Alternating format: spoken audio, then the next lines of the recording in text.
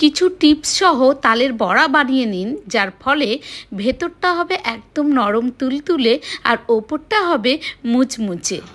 কি করছো? এই যে আমাদের গোপু সোনা, কালকে জন্মাষ্টমী, সেই জন্মাষ্টমী তালের বড়া আজকেই করে রাখবো। কারণ হচ্ছে কালকে সকালে উঠে অনেক কিছু রান্নাবান্না করবো বলে আর সময় হবে না, তাই করে রাখছি। এগুলো সব ঠাকুরের বাসনপত্রে এটাকে ছাড়িয়ে রসটাকে আপাতত বের করে রাখি। তারপরে যাব একটু বাজারে কিছু জিনিস কিনতে, তো এটা ছাড়িয়ে রাখি। আজকে এই তালের বড়ার উদ্দেশ্যই হচ্ছে আমাদের গোপাল সোনার।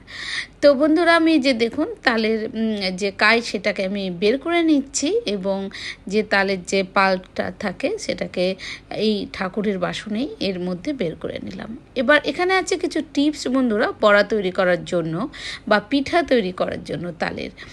এখানে আমি তালের যে আমার এটা ছিল, তালের কাঠটা ছিল বা তালের যেটা রস বের হয় সে রসটার মধ্যে আমি এখানে দিয়েছিলাম, দেখুন এই হাতার 5 চামচের মতন ময়দা এবং আমি এখানে দিয়েছি 3 চামচ চিনি।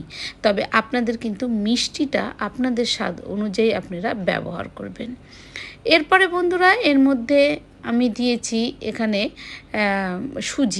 সুজি আমি দিয়েছি এখানটায় 2 চামচ। তার মানে আন্দাজটা বুঝতেই পারছেন যে এর মধ্যে আমি ময়দাতে দিয়েছি আমি পরিমাণ মতন চিনি, যেটা মিষ্টিটা নিজেদের মতন, কেউ 3 চামচ কেউ 2 চামচ দিতে পারেন। তা আমি এখানটায় মোটামুটি দিয়েছি কিন্তু 3 চামচ, আর 4 চামচ দিয়েছি আমি ময়দা এবং হাফ দিয়েছি, তার হাফ দিয়েছি হচ্ছে সুজি। আর বন্ধুরা এখানে চালের গুঁড়ো আমি মেশাবো, সেটা হচ্ছে 1 চামচের মতন। তো আমি আমার হাতাটার পরিমাণটা আপনাদের আমি দেখালাম, সেই পরিমাণে আপনারা যদি তৈরি করে থাকেন তাহলে কিন্তু বুঝতে পারবেন যে কতটা কি লাগছে। বন্ধুরা এখানটায় একটু ঢেকে রাখবো, যেহেতু চিনি সুজি আছে, তো সেগুলো একটু গলুক। তার মধ্যে আমি এখানে মৌরি, যেটা মিষ্টি মৌরি, সেই মৌরিটাকে আমি কাঠখোলায় একটু উলিয়ে নিচ্ছি এবং এটাকে আমি হাতের মধ্যেই গুঁড়ো করে নেব। যেহেতু ঠাকুরের জিনিস আমার কাছে গুঁড়ো করার আর অন্য কোনো কিছু নেই, হয়তো যদি আমি ঘরে করতাম তাহলে হয়তো মিক্সিতে বা হামলদিস্তায় গুঁড়ো করে নিতাম। যেহেতু আমার কোনো কিছু আর নিরামিষ নেই, তাই আমি হাতে গুঁড়ো করে এর মধ্যে দিয়ে দিলাম।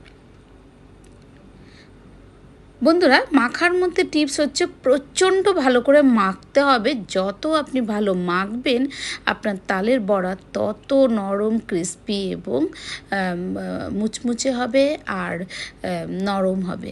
তো এরপরে আমি দিয়ে তেল গরম করে নিয়েছি, সাদা তেল, যেহেতু এখানে ঠাকুরের জন্য। তো এর মধ্যে আপনারা 2-1 চামচ ঘি দিয়ে দিবেন। যদি কেউ মনে করেন পুরোটা ঘিয়ে করব তাহলে ঘিয়ে করতে পারেন। এরপরে আমি বড়াগুলো দিয়ে দিচ্ছি, কিছুক্ষণ অপেক্ষা করে নাড়াচাড়া করে নেব, উল্টিয়ে দেব।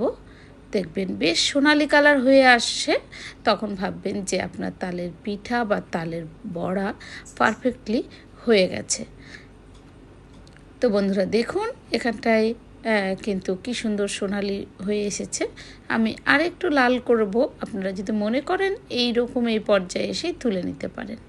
তো বন্ধুরা আপনারা মাথায় রাখবেন যে তালের বড়ার যে তালের যে রসটা বেরোচ্ছে তার মধ্যে কিন্তু পরিমাণগুলো, যেটা রস বেরোচ্ছে আমি তার হাফ দিলাম ময়দা, তার হাফ দিলাম সুজি এবং 3 চামচের মতন চিনিটা আপনাদের পছন্দ মতো।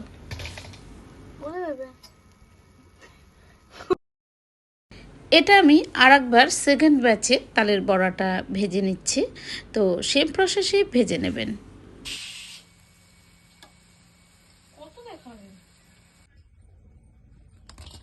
গোপালকে তো দিয়েছো, খেয়ে নিবি তুই ওটাতে, আর থালা নেই।